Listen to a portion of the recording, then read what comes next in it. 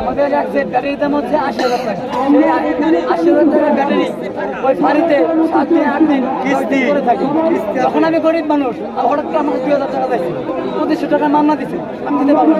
তো তখন কি করে মামলাটা বৃদ্ধি করে দেয়, সেই মামলা ভাঙাতে গেলে ফরিদপুর যাওয়া লাগে, রাজপথে সে মামলা ভাঙায় না, ফরিদপুর যেতে হয়। আমাদের রেলগেটে পুলিশ ডিউটি করা, পুলিশ ডিউটি করে কীভাবে আমাকে ধরছে, টাকা 300 দিচ্ছে, আমাকে ছেড়ে দিচ্ছে। এই যে পুলিশ আমি যদি 300 টাকা দেই তাহলে এই 300 টাকার স্লিপ আমাকে দেবে না, আমাকে 500 টাকা নেয়, 300 টাকা নেয়, আমি 300 টাকা দিচ্ছি, অনেকেই 500 টাকা নিচ্ছি, আমি 400 টাকা দিচ্ছি, 400 করে না, 400 না। তারপরে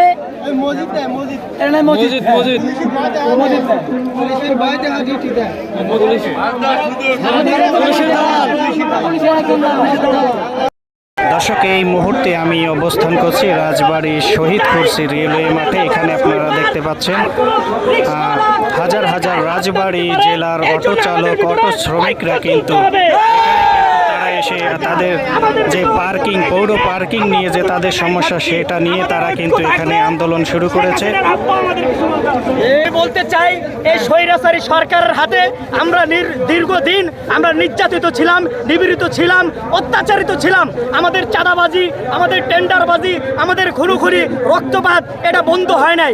আজ স্বৈরাচারী সরকারের পতন হয়েছে, আজকে আমরা আল্লাহর কাছে শুকরিয়া আদায় করি আলহামদুলিল্লাহ যে দীর্ঘদিনের পরে আমাদের অত্যাচারী স্বৈরাক শাসনের পতন হয়েছে।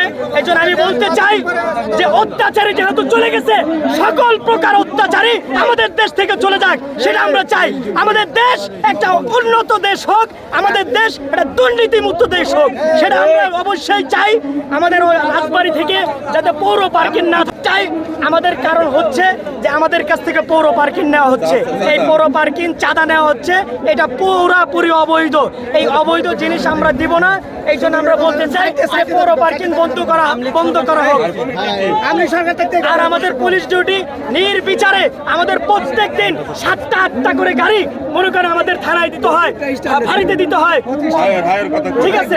তারপরে আমাদের কাছ থেকে যে পুলিশ ডিউটি দেয় সে তো আমাদের কাছ থেকে অনৈতিক ভাবে পরে আমাদের রোডে গাড়ি নিয়ে বাইরে এলেই আমাদের পুলিশ নির্বিচারে মনে করেন ধরে নিয়ে 2500 টাকার মামলা করে দিচ্ছে, টাকার মামলা করতেছে, আমাদের ধরে নিয়ে 2 দিন 3 দিন 4 দিন গাড়ি আটকে রাখতেছে। আমরা গরিব মানুষ, আমরা একদিন না খাইলে দিন আনতে পান্তা ফুরায়। আমাদের যদি এইভাবে পুলিশ হয়রানি করে আমরা কোথায় যাব?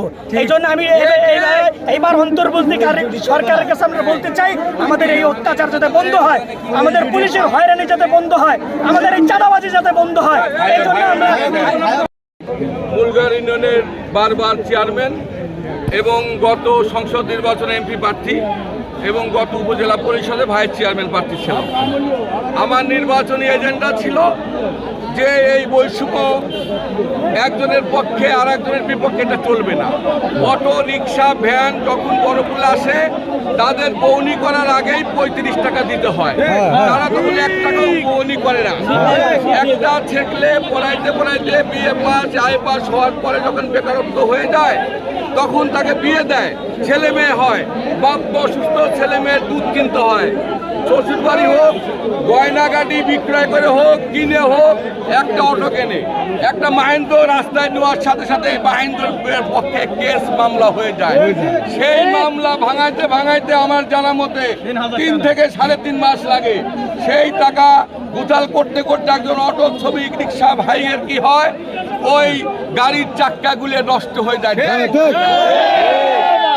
এইভাবে যদি বাস ট্রাক বড় বড় যারা চালায়, আমরা যারা ধনী, আমার কথাই বলি, আমার নিজের প্রাইভেট কার আছে, আমার যদি রাস্তায় চাঁদা না লাগে তাহলে একজন অটো ভ্যান একজন মাহেন্দ্রার চাঁদা লাগবে কেন? রাজবাড়ির চাঁদাবাজি চলবে না, চলবে না।